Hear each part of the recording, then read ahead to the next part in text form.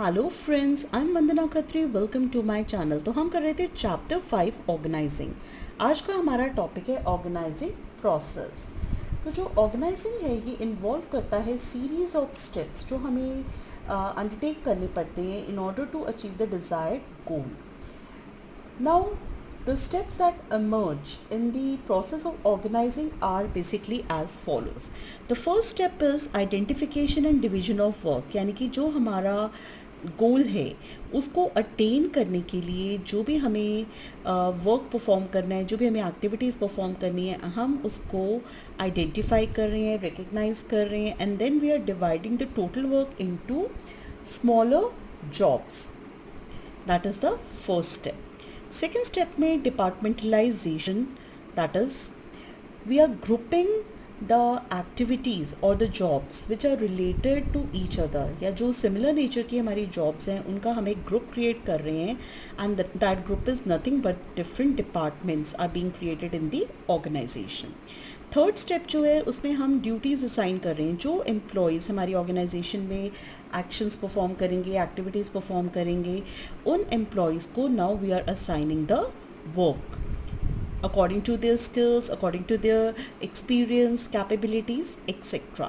Last step में हम establish कर रहे हैं रिपोर्टिंग रिलेशनशिप्स, यानी कि जो एम्प्लॉयज़ हमारी ऑर्गेनाइजेशन में वर्क करेंगे वो किससे ऑर्डर लेंगे, किससे इंस्ट्रक्शंस लेंगे, किसको अकाउंटेबल या आंसरेबल हैं.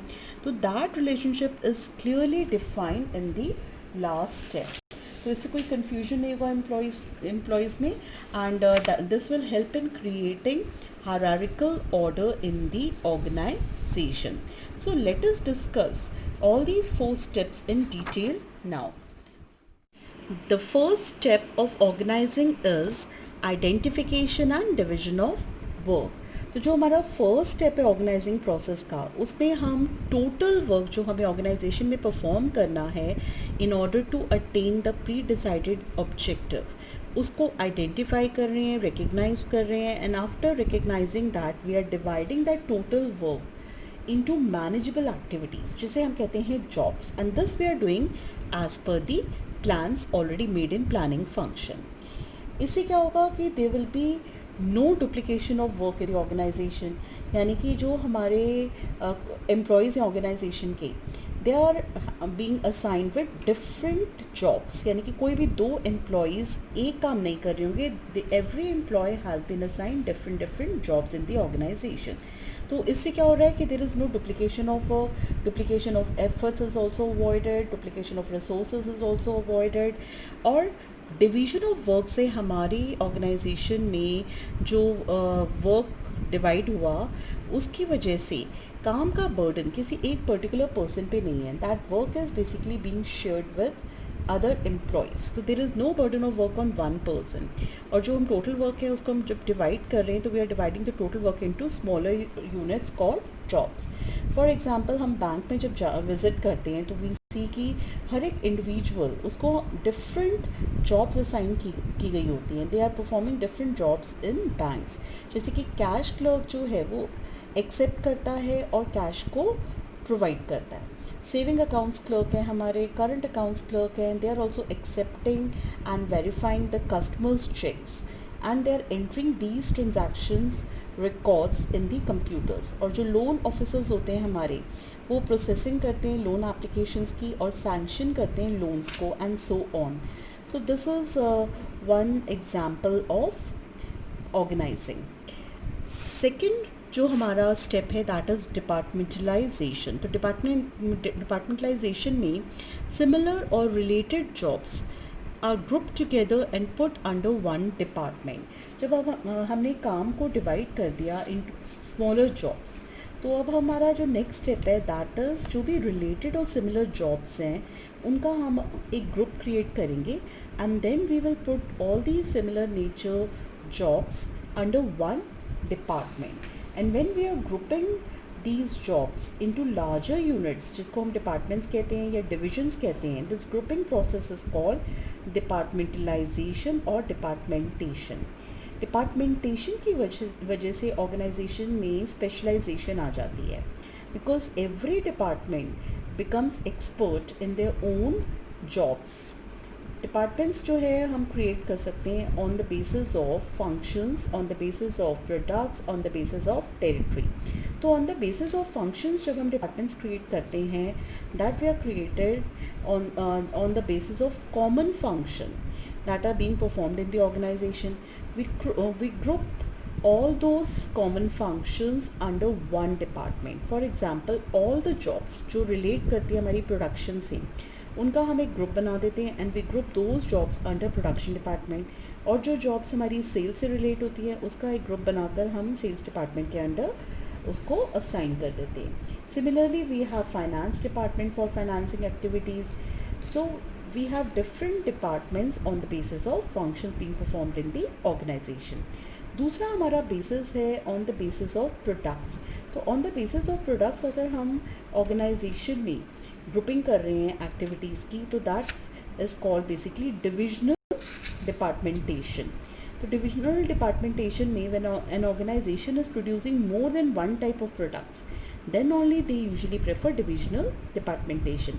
तो यहाँ पे जो जॉब्स रिलेट करती हैं एक पर्टिकुलर प्रोडक्ट से, उनको हम ग्रुप क्रिएट करते हैं अंडर वन पर्टिकुलर डिपार्टमेंट। जैसे कि एक ऑर्गेनाइजेशन प्रोड्यूस कर रही है कॉस्मेटिक्स, टेक्सटाइल्स, मेडिसिन, तो जो जॉब्स रिलेट करेंगी production, sale and marketing of cosmetics से, उसका हम एक ग्रुप क्रिएट कर देंगे अंडर वन डिपार्टमेंट। सिमिलरली जो जॉब्स रिलेट करती है हमारी टेक्सटाइल से, they will be under one department and so on.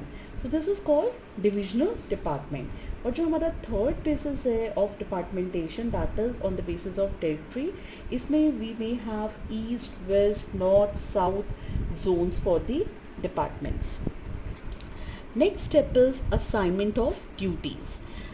Every individual working in different departments is assigned a duty. अब जो ही हमने डिपार्टमेंट्स क्रिएट करे, हर एक डिपार्टमेंट पे हमारे एम्प्लॉयज़ जो हैं they are suppose to perform some activities, उनको कुछ काम परफॉर्म करना है। तो जो एम्प्लॉयज़ अब हमारी ऑर्गेनाइजेशन में हैं उनको हम असाइन करेंगे डिफरेंट ड्यूटीज़, यानी कि after dividing the organization into specialized departments, each individual जो हमारी डिफरेंट डिपार्टमेंट्स में वर्क कर रहे हैं उनको हमने ड्यूटीज़ असाइन करी and these duties are being matched with their skills and qualifications, their capabilities, their ability to do the work in the organization. तो जो एम्प्लॉयज़ जिनको हम ड्यूटीज़ असाइन कर रहे हैं, we are giving them a document जिसको हम कहते हैं जॉब डिस्क्रिप्शन। ये डॉक्यूमेंट क्लियरली डिफाइन करता है कंटेंट्स और रिस्पॉन्सिबिलिटीज़ जो एक पर्टिकुलर जॉब जो हमने एम्प्लॉय को असाइन कर रही है उससे रिलेट करती है। तो they are being assigned with job description also in the third step. Last step is reporting relationship. We are establishing basic reporting relationship.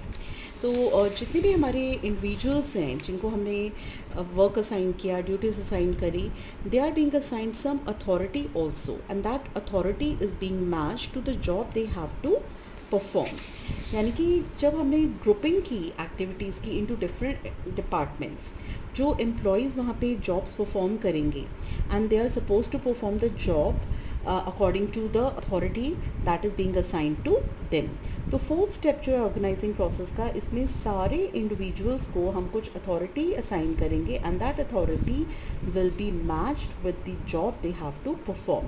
तो जो असाइनमेंट ऑफ अथॉरिटी है उससे हमारा एक रिलेशनशिप क्रिएट होता है, that is superior subordinate relationship. और जो क्वेश्चन है कि who will report to whom, that becomes clear.